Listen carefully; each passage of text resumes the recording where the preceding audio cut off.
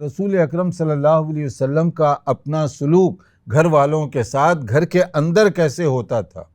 ام المؤمنین عائشہ رضی اللہ عنہا سے پوچھا گیا گھر کے اندر کے آپ کے معمولات کیا تھے، کیونکہ باہر کے جو آپ کی مشغولیات ہیں وہ تو صحابہ کرام دیکھ رہے ہیں، لیکن گھر کے اندر کے معمولات تو بتایا گیا کہ گھر کے کام کاج میں وہ گھر والوں کا ساتھ دیتے، ہاتھ بٹایا کرتے تھے۔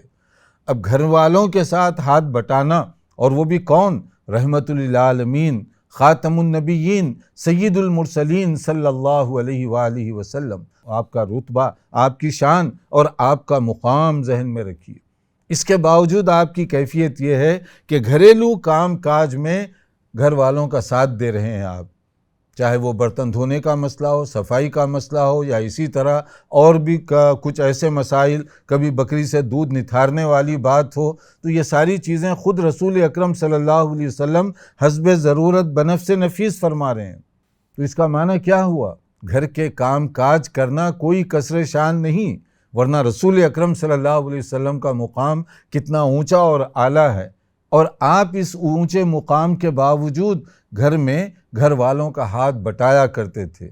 اب کتنے ایسے لوگ ہیں ہمارے معزز بھائی، اپنا اپنا جائزہ لے کر دیکھیں، ہم تو ایک معمولی سا چمچ ادھر سے ادھر کر دینا، چائے پینے کے بعد پیالی کو دھونا یا اپنی جگہ پر رکھنا بھی کسر شان سمجھتے ہیں۔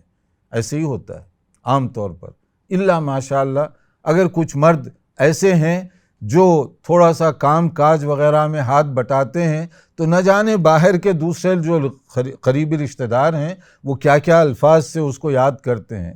یعنی لوگ یہ سمجھ بیٹھے کہ گھریلو کام کاج میں حصہ ڈالنا توہین ہے مرد کی، اور اگر کوئی مرد حصہ لے رہا ہے، اپنی بیوی کا ہاتھ بٹا رہا ہے، کام کے اندر اس کا تعاون کر رہا ہے، تو لوگ سمجھتے ہیں کہ یہ اپنی پوزیشن سے نیچے آ کر یہ کام کر رہا ہے، جبکہ دیکھیے رسول اکرم صلی اللہ علیہ وسلم کے بارے میں امہات المومنین کی یہ گواہی ہے کہ گھریلو کام کاج میں جب آپ کے پاس وقت ہوتا، جب آپ گھر میں تشریف فرما ہوتے، تو برابر آپ ہاتھ بٹایا کرتے تھے۔ مرسی ٹی وی کے مزید ویڈیوز کے لیے ہمارے چینل کو سبسکرائب کریں اور بیل آئیکن کو کلک کرنا نہ بھولیں۔ جزاک اللہ خیر۔ مرسی ٹی وی، پیغام رحمت۔